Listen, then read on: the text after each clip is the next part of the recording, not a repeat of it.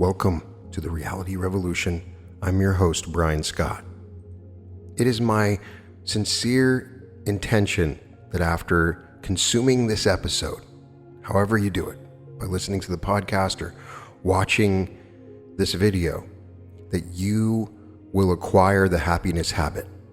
There's nothing I want more than for you to simply be happy.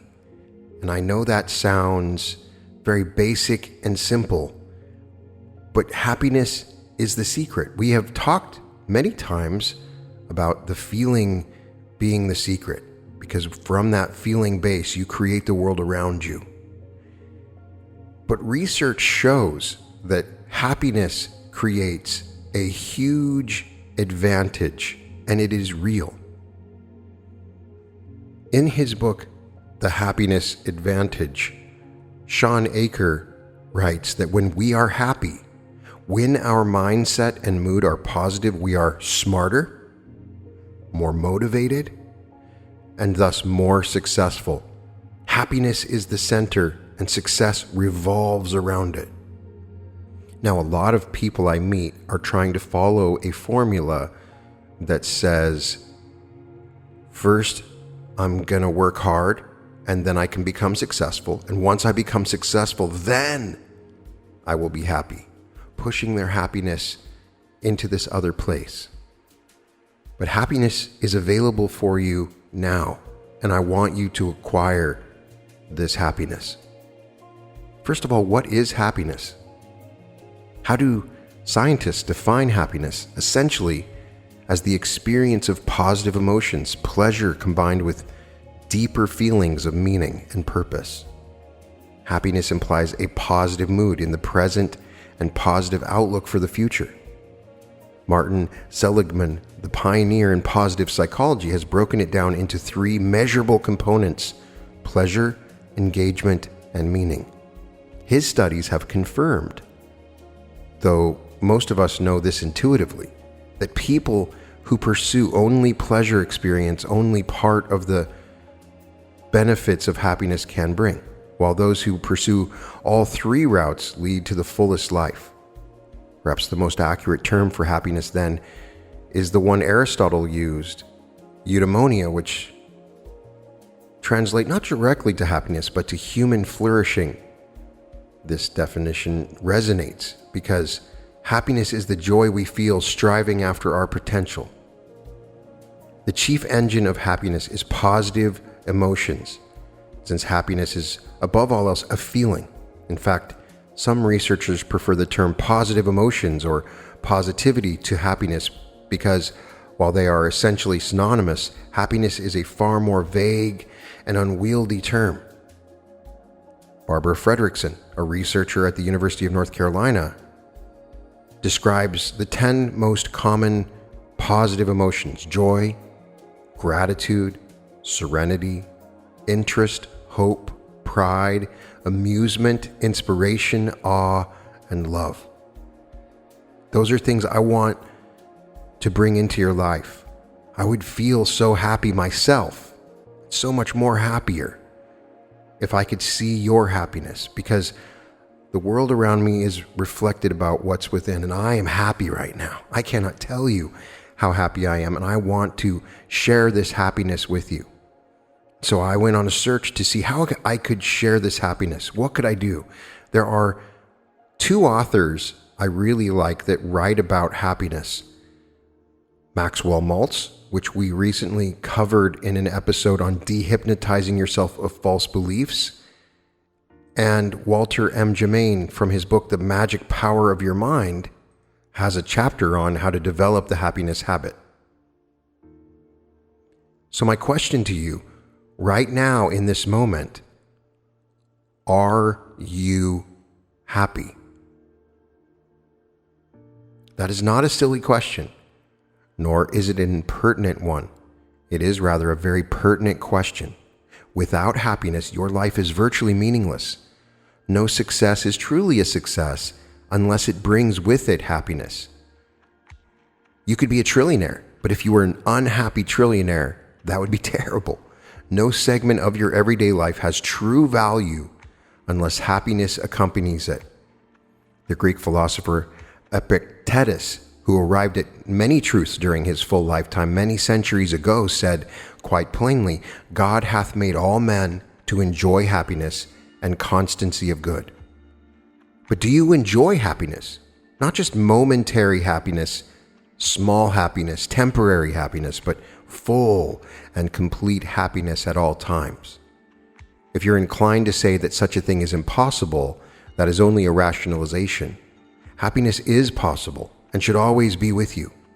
Charles Darwin, one of the originators of the theory of evolution, wrote much about the hard struggle for existence, yet he also arrived at the same conclusion as Epictetus. All sentient things have been formed so as to enjoy, as a general rule, happiness, wrote the British thinker, and he went further to say, happiness decidedly prevails. The right to be happy is yours. So let me repeat the question. Are you happy? From my experiences with thousands of people, in my dealings with them on social media and through coaching, and people that I meet, as well as just passing acquaintanceships, I have discovered that all too few people are truly happy.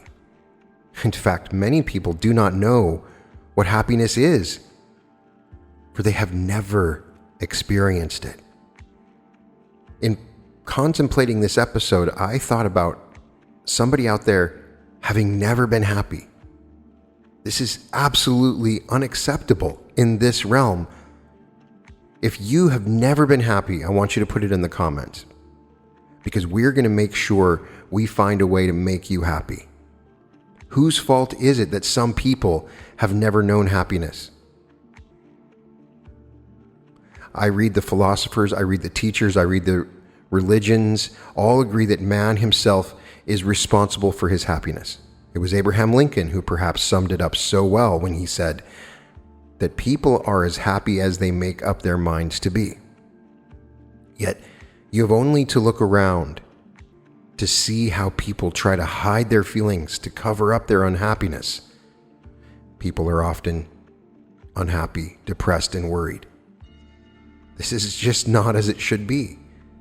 And that's why the world seems so gloomy and desolate, because we are seeing realities being created all around us from people's unhappiness, because we know that feelings create reality. Epictetus comes to our rescue again, saying, if any be unhappy, let him remember that he is unhappy by reason of himself alone. Yeah, you're going to tell me, oh, it's some sort of combination of chemicals in my brain. That may be true, but even then, you can find happiness. You are not dependent on the chemicals of your brain. You are unhappy because of yourself alone. That's a shocking truth to learn. And from this truth, we can come up on another and far more important truth. If we create our own unhappiness, then we can create our own happiness. To create your own happiness, you must learn a great lesson and use it often. That is, you must learn the happiness habit. It means simply that you must say to yourself often, I make it a habit to be happy. I am happy. That's simple. Just say, I am happy. Write it down in the comments to affirm it. I don't care how you feel. Just write down, I am happy in the comments. In this simple statement lies a profound truth. The book of Proverbs says that he that is of a merry heart hath a continual feast. By cultivating the happiness habit, your life can be made more enjoyable and worthwhile. Habits are easy to cultivate. Ordinarily, we cultivate negative habits, but happiness is a positive habit. It is a habit that can bring you a happy life. By realizing this simple truth and by learning and utilizing the happiness habit, you can change your entire outlook on life. No longer will you face yourself in the mirror and say, I want to be happy, but things that happen to me, they won't let me be. What happens to you does not have the power to create either happiness or unhappiness. What does create the negative or positive happiness feeling within you is how you react to circumstances. How do you react to circumstances? I want you to write it in the comments. I react with happiness. Say it with me. I react with happiness. The happiness habit will teach you the one basic philosophy of reacting to circumstances. You may not be able to do much about things that happen to you, but you can do very much about how you react to them. You cannot demand happiness. That is almost surely courting disaster. It is one of the many paradoxes of psychology that the pursuit of happiness defeats its own purpose, said British psychotherapist J. Arthur Hadfield. We find happiness only when we do not directly seek it. The secret is not in seeking, but in expecting it, developing the happiness habit, using it unconsciously, gaining the glory of happiness from it. These things will make happiness an everyday occurrence for you. You will expect it as you expect to eat and sleep daily. You wake up, brush your teeth, and you get happy. And one of the first things and the use of the happiness habit will bring is the destruction of an enemy of nature, monotony. Nature abhors monotony as it abhors a vacuum. Monotony can destroy your youth. It can bring on age prematurely. Monotony is one of the key things I identified that I thought had caused unhappiness, until I realized that monotony could even make me happy. The truly happy person does not find life monotonous. And a life that is filled with happiness is one in which the mental faculties are not all allowed to rest. So many people have lived beyond 100 years old, have admitted that they were able to do so because of one simple fact.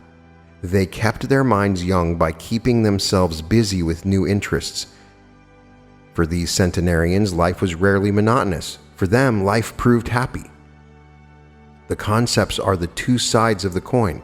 Happiness banishes monotony. Monotony hinders happiness. Is this then the secret of longevity? Is the life that is filled with happiness, filled with new interests, filled with mental activity, the life that is going to be the longest and healthiest? The answer is yes. Again, I recall the complaints of people with whom I have come in contact. How often have I heard people say that if happiness depends on such things as new interests and mental activity, it must be a difficult thing to achieve? That is nonsense, pure and simple nonsense. Anyone can achieve happiness with little more than their own constructive reflections.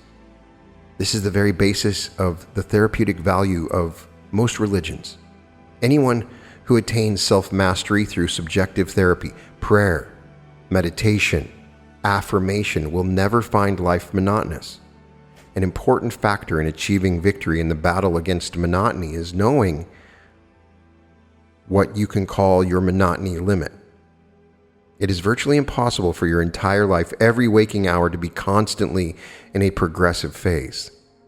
There are all manner of minor monotonies in life. These are the monotonies brought on by necessary repetitions of daily tasks, repeated occurrence of required duties. These small monotonies, if allowed to accumulate without any interceding break of constructive activity and thought, can grow to a point where they will outweigh the happy moments of life. Monotony tends to become top-heavy when it grows, for it develops on a small base and broadens at the top. The first monotony limit is that point at which monotony accumulation starts to become top-heavy. The second monotony limit is the point at which your entire psychological structure will topple due to this top-heaviness. Monotony, frustration, and tension are the basis of much unhappiness and mental ill health, says Dr. Lawrence Cobb of the U.S. Public Health Service. A large number of people turn in upon themselves and suffer from such conditions because they do not know how to make proper use of the native impulses and energies that they have. Rousing latent faculties for the appreciation of art and promoting a wider indulgence in hobbies and religion will help these frustrated, tense people by giving them ease through activities that relieve tension and dispel monotony. You have to recognize your own monotony limit. Make a small chart on a card you can carry in your pocket to determine at what point your general welfare begins to break down due to undue monotony. You can call this an unhappiness chart. Take a card, divide the card as a chart with divisions from left to right, representing the days of the week from Sunday through Saturday, and divisions from top to bottom, standing from each hour of your waking day. For the first week, evaluate every hour as it ends. Decide whether the monotonous things you were forced to do during the hour outweighed those activities and thoughts that were not monotonous. If your decision is that monotony filled more than 20 minutes of that hour, blacken the square with your pencil. If the hour was less than 1/3 filled with monotony, leave it empty. At the end of the first week, you'll have a chart that resembles a checkered pattern of uncertain design. Although it is possible you may at times find a very definite pattern on your card. If this is the case, it means your days follow a set formula and should be changed. Now total the number of filled-in squares and total the number of white squares. If the white squares are not twice as many as the black, you've exceeded the first monotony limit. If the white squares are fewer than the black, you've exceeded the second monotony limit. This is the technique that Walter St. Germain had recommended. For example, let us say you spend 16 waking hours a day in the 7-day week. This will give you a total of 112 squares. If more than 56 are black, you are well beyond the danger limit. If more than 37 are black, you've passed into the danger zone. Keep up this unhappiness chart until your hours of excessive monotony are less than 25% of your waking day. Work to cut the percentage daily so that you can eventually build up your periods of happiness to 90% or more of each and every week.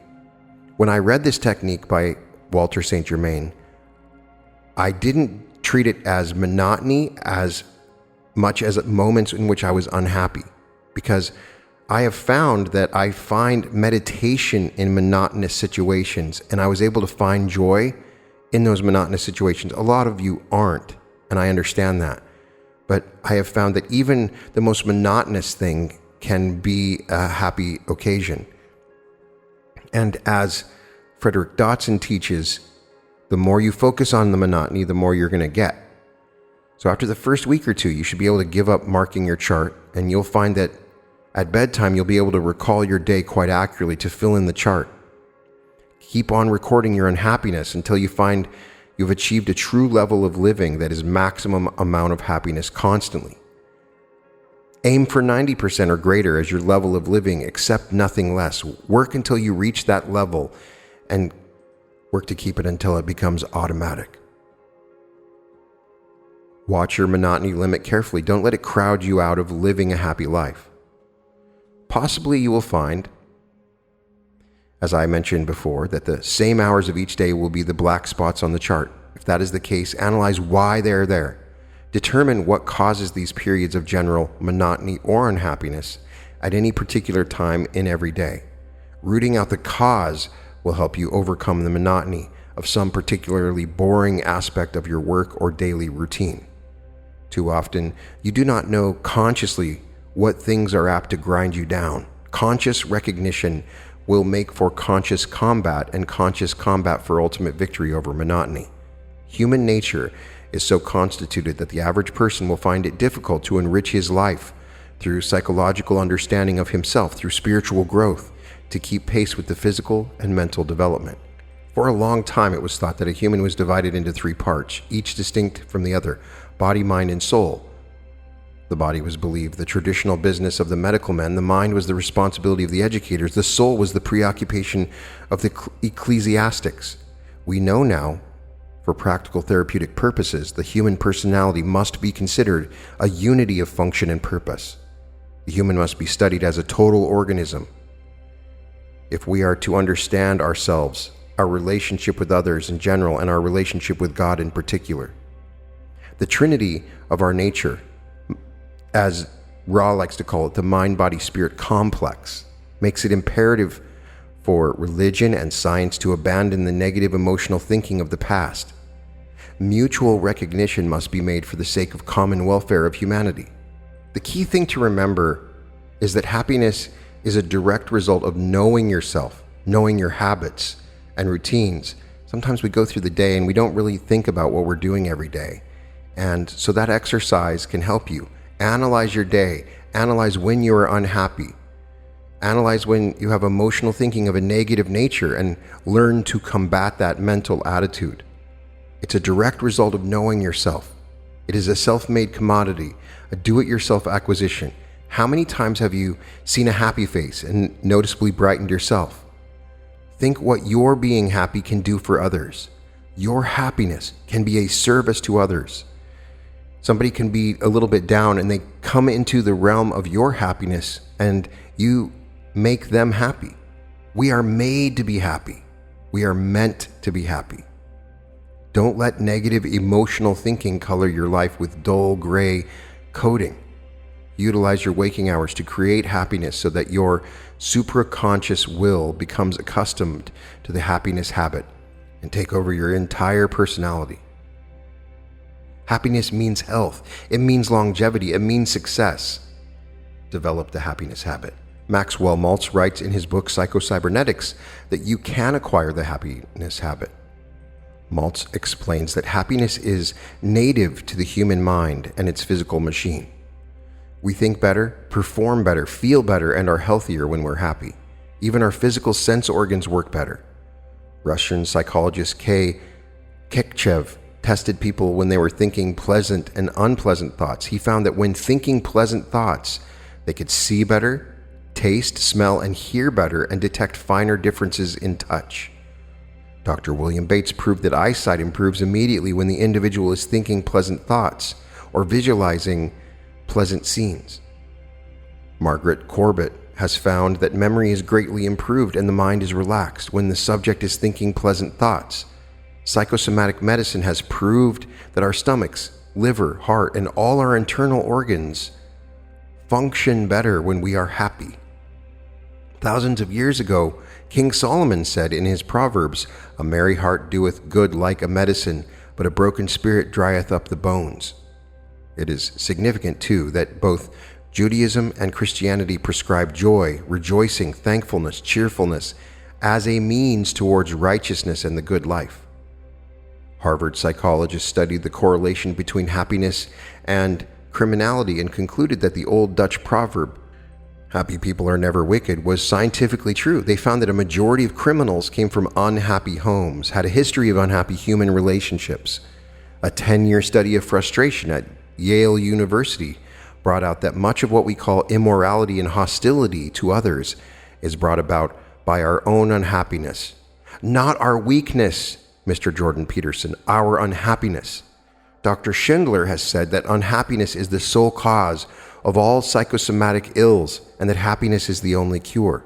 The very word disease means a state of unhappiness. Disease, a recent survey showed that by and large, optimistic, cheerful businessmen who looked on the bright side of things were more successful than pessimistic businessmen. Yes, I have said many times that our thoughts create reality, but I want to introduce the scientific aspect of this. You don't have to believe me that your thoughts create reality. Just be happy and watch what happens.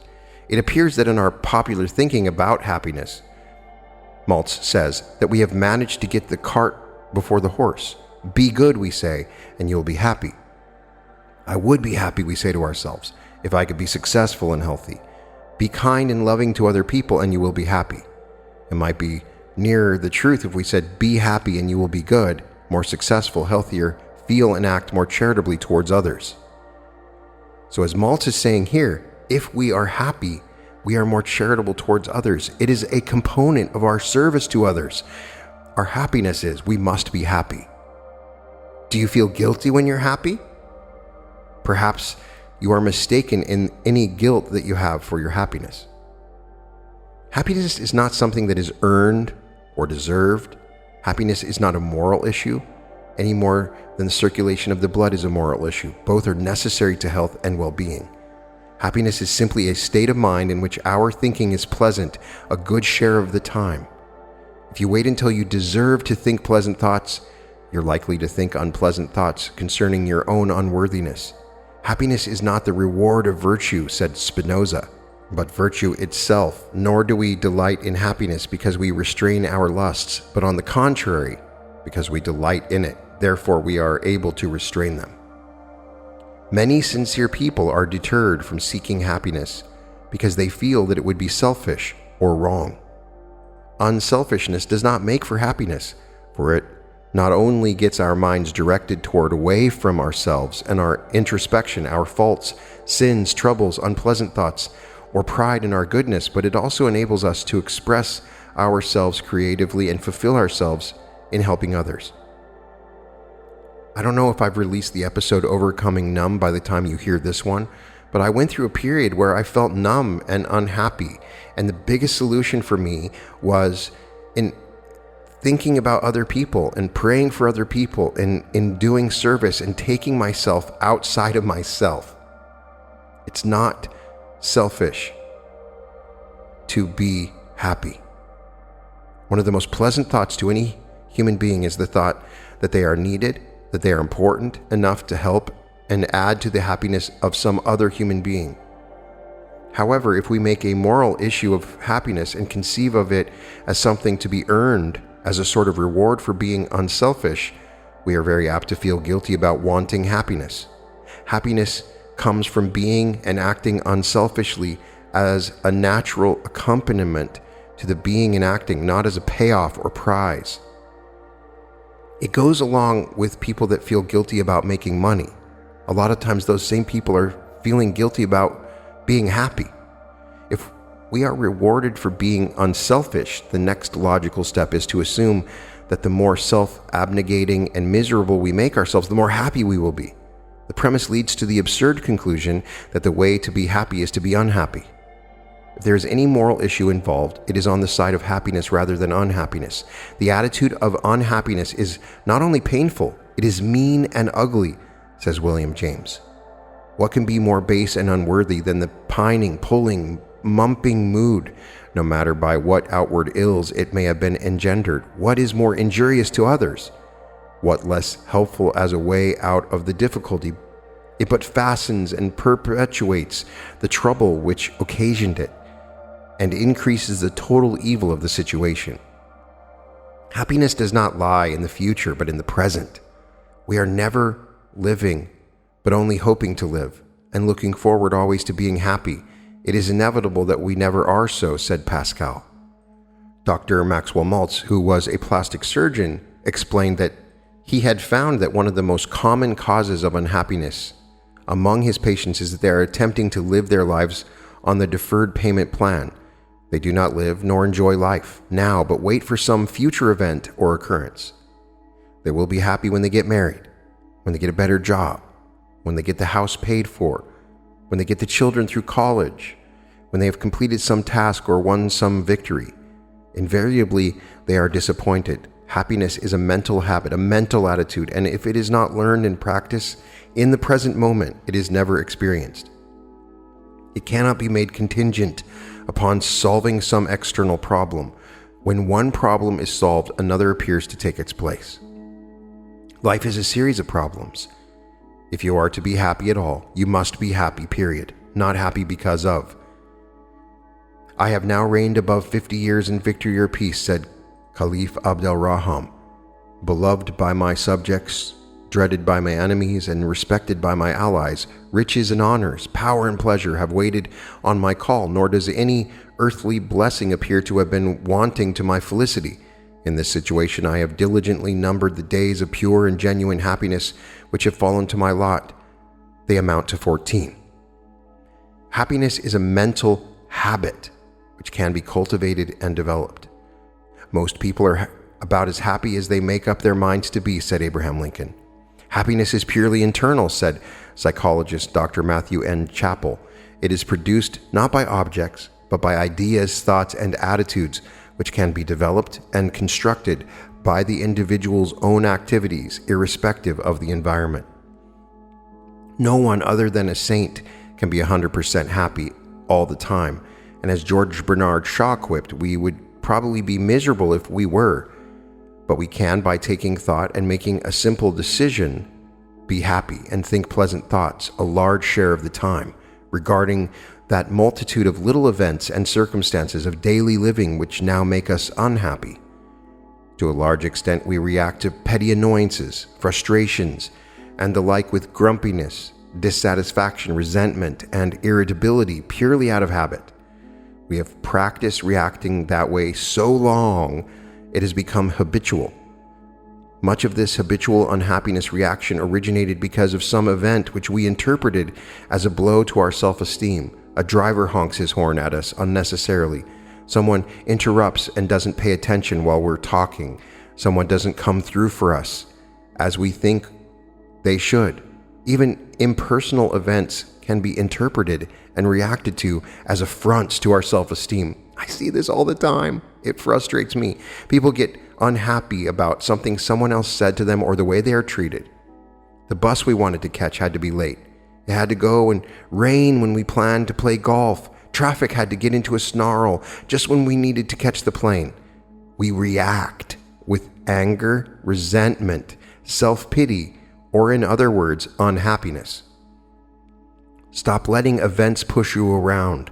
Maltz says the best cure that he had found for this sort of thing is to use unhappiness's own weapon, self-esteem. Have you ever been to a TV show and seen the master of ceremonies manipulate the audience? He asked a patient. He brings out a sign which says applause, and everyone applauds. He brings out another which says laughter, and everyone laughs. They act like sheep, as if they were slaves, and meekly react as they are told to react. You are acting the same way. You're letting outward events and other people dictate to you how you shall feel and how you shall react. You are acting as an obedient slave and obeying promptly when some event or circumstance signals to you, be angry, get upset, or now is the time to feel unhappy. Learning the happiness habit, you become a master instead of a slave. Or as Robert Louis Stevenson said, the habit of being happy enables one to be freed or largely freed from the domination of outward conditions. Your opinion can add to unhappy events. Even in regard to tragic conditions and the most adverse environment, we can usually manage to be happier, if not completely happy, by not adding to the misfortune our own feelings of self-pity, resentment, and our own adverse opinions. How can I be happy? The wife of an alcoholic husband asked. I don't know, I said, but you can be happier by resolving not to add resentment and self-pity to your misfortune. How can I possibly be happy? Asks a businessman. I just lost $200,000 on the stock market. I'm ruined and disgraced. You can be happier, I said, by not adding your own opinion to the facts. It is a fact you lost $200,000. It is your opinion that you are ruined and disgraced. I personally believe that when I feel events happen to me, I state that everything is working to my advantage. I continue to react in that way. In the same way that Maltz says.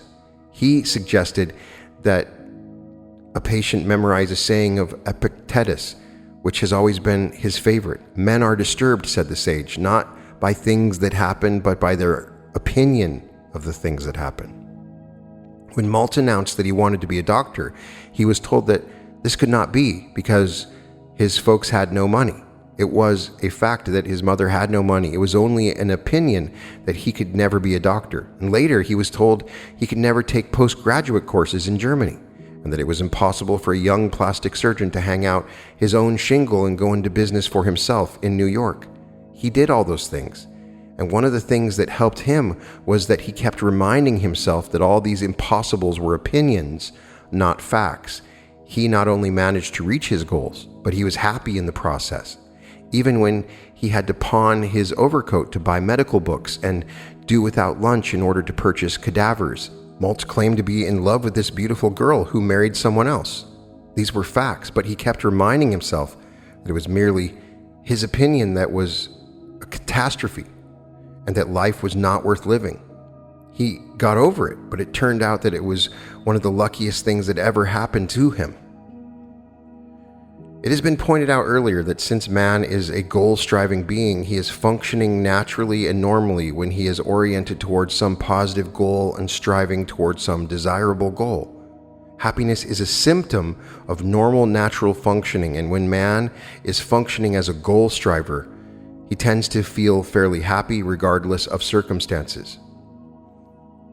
Maltz's young business executive friend was unhappy because he had lost $200,000. Thomas Edison lost a laboratory worth millions in a fire with no insurance.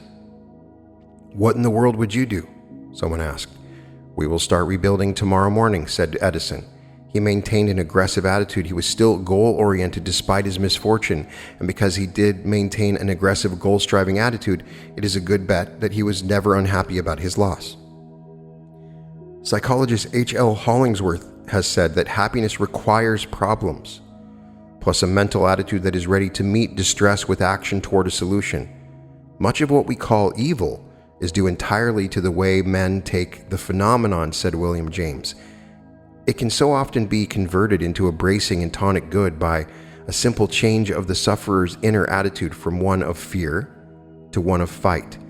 Its sting can so often depart and turn into a relish when, after vainly seeking to shun it, we agree to face about and bear it cheerfully, that a man is simply bound in honor, with reverence to many of the facts that seem at first to disconcern his peace, to adopt this way of escape.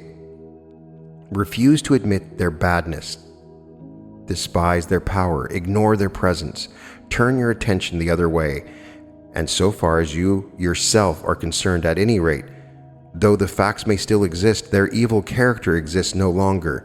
Since you make them evil or good by your own thoughts about them, it is the ruling of your thought which proves to be your principal concern. William James from the Varieties of Religious Experience. Maltz explains that, looking back on his own life, he could see the happiest years were those when he was struggling as a medical student and living from hand to mouth in the early days of his practice. Many times he was hungry, he was cold, he was ill-clad, and he worked hard, minimum of about 12 hours a day. Many times he did not know from month to month where the money was going to come from to pay his rent, but he did have a goal. He had this consuming desire to reach it, and a determined persistence which kept him working toward it.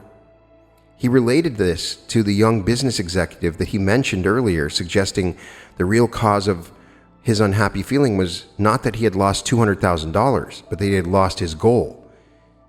He had lost his aggressive attitude and was yielding passively rather than reacting aggressively.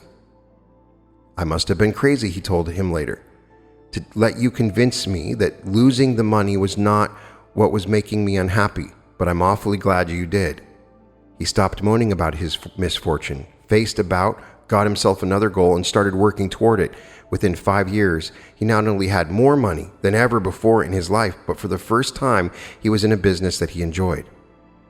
Here's an exercise that Maltz gives. Form the habit of reacting aggressively and positively towards threats and problems. Form the habit of keeping goal-oriented all the time, regardless of what happens. Do this by practicing a positive, aggressive attitude, both in actual, everyday situations which come up, and also in your imagination. See yourself in your imagination taking positive, intelligent action towards solving a problem or reaching a goal. See yourself reacting to threats, not by running away or evading them, but by meeting them, dealing with them, grappling with them in an aggressive and an intelligent manner.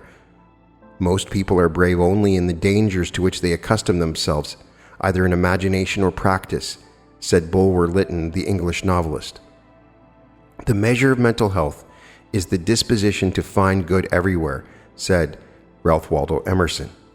The idea that happiness or keeping one's thoughts pleasant most of the time can be deliberately and systematically cultivated by practicing in a more or less cold-blooded manner strikes many as rather incredible, if not ludicrous, when it is suggested. Yet, experience has shown not only that this can be done, but that it is about the only way that the habit of happiness can be cultivated.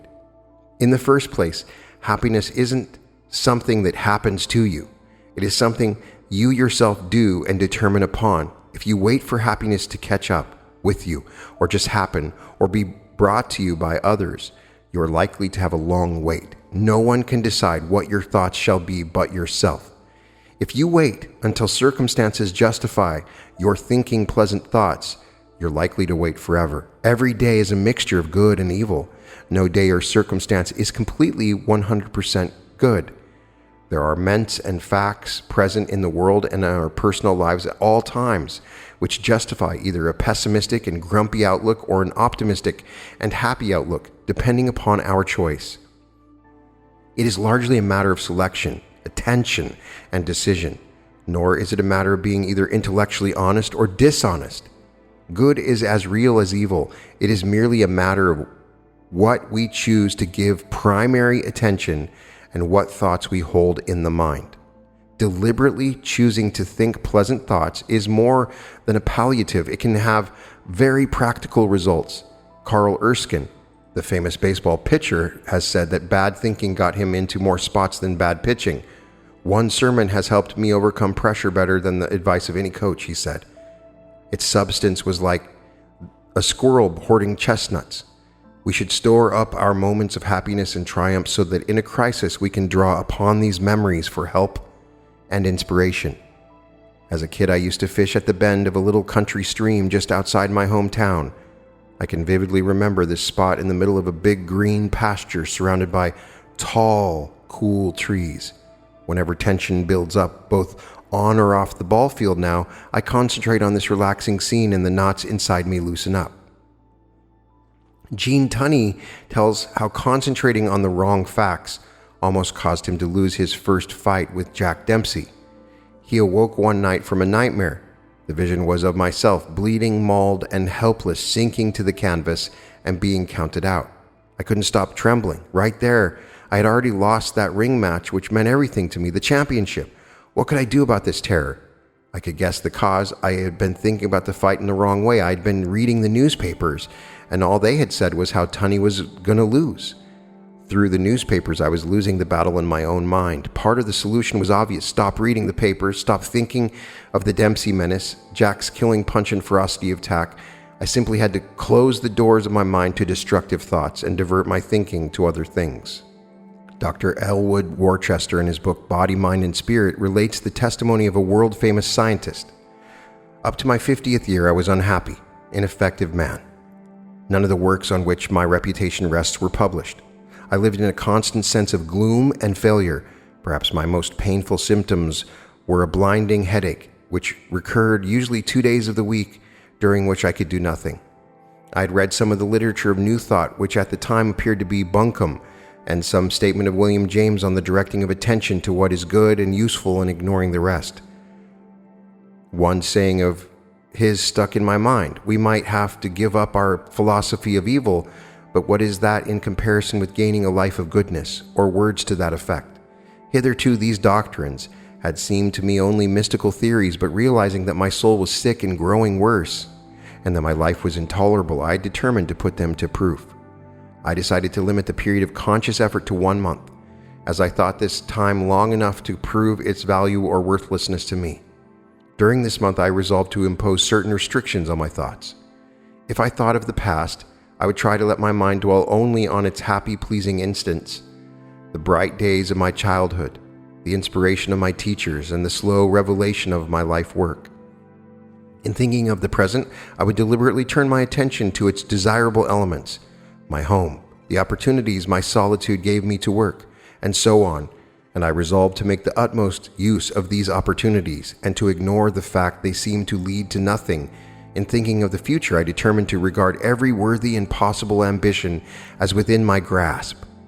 Ridiculous as this seemed at the time, in view of what has come to me, I see that only defect of my plan was that it aimed too low and did not include enough. He then tells how his headache ceased within 1 week and how he felt happier and better than ever before in his life. And he adds, the outward changes of my life, resulting from my change of thought, have surprised me more than the inward changes, yet they spring from the latter. There were certain eminent men, for example, whose recognition I deeply craved. The foremost of those wrote me out of the clear sky and invited me to become his assistant. My works have all been published, and a foundation has been created to publish all that I may write in the future.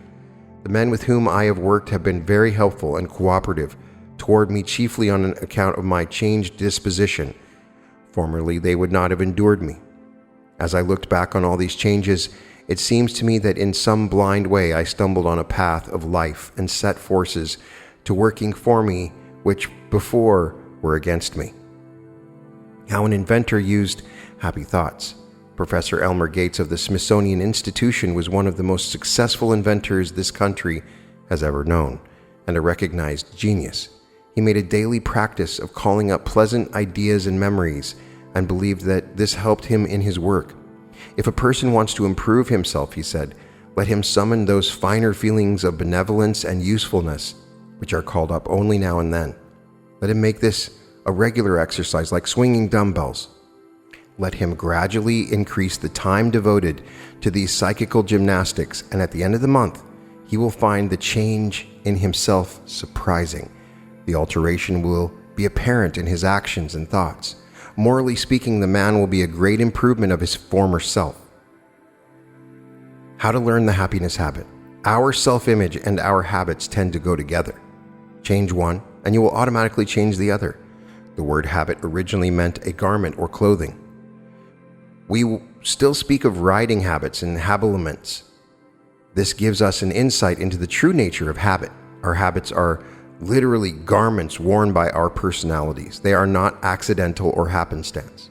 We have them because they fit us. They are consistent with our self-image and are entirely personality pattern. When we consciously and deliberately develop new and better habits, our self-image tends to outgrow the old habits and grow into the new pattern. I can see many patients cringe when I mention changing habitual action patterns or acting out new behavior patterns until they become automatic. They confuse habit with addiction, and addiction is something you feel compelled to and which causes severe withdrawal symptoms. Habits, on the other hand, are merely reactions and responses which we have learned to perform automatically without having to think or decide. They are performed by our creative mechanism. Fully 95% of our behavior, feeling, and response is habitual. The pianist does not decide which keys to strike. The dancer does not decide which foot to move where. The reaction is automatic and unthinking. In much the same way, our attitudes, emotions, and beliefs tend to become habitual. In the past, we learned that certain attitudes, ways of feeling, and thinking were appropriate to certain situations. Now we tend to think, feel, and act the same way whenever we encounter what we interpret as the same sort of situation. What we need to understand is that these habits, unlike addictions, can be modified, changed, or reversed simply by taking the trouble to make a conscious decision, and then by practicing or acting out the new response or behavior. The pianist can consciously decide to strike a different key if he chooses. The dancer can consciously decide to learn a new step, and there is no agony about it. It does require constant watchfulness and practice until the new behavior pattern is thoroughly learned. Practice exercise. Habitually, you put on either your right shoe first or your left shoe. Habitually, you tie your shoes by either passing the right hand lace around behind the left hand lace or vice versa. Tomorrow morning, determine which shoe you put on first, how you tie your shoes. Now consciously decide that for the next 21 days, you are going to form a new habit by putting on the other shoe first and tying your laces in a different way. Now each morning as you decide to put on your shoes in a certain manner, let this simple act remind you to change other habits and ways of thinking, acting, and feeling throughout that one day.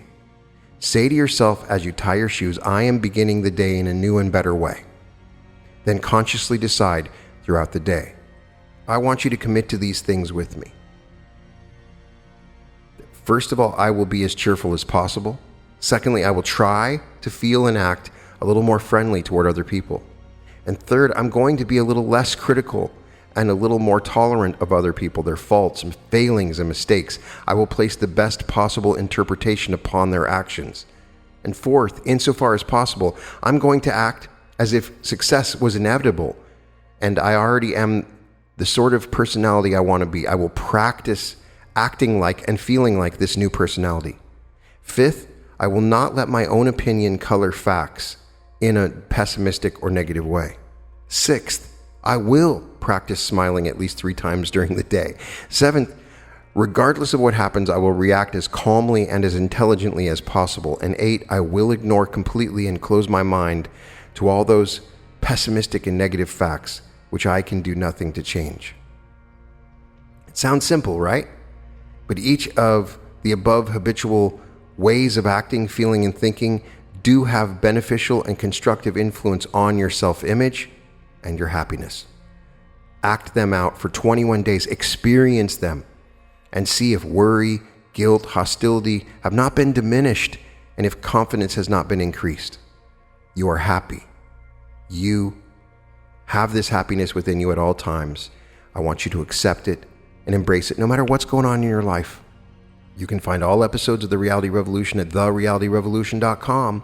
Please check out my art website at newearth.art. Powerful fourth density technologies, art magic, sigils, images designed to magnetize and broadcast specific energies and intentions. You can access these images to help you find true prosperity, large sums of money, true love, radiant health, and spiritual enlightenment with unique portals into the new earth.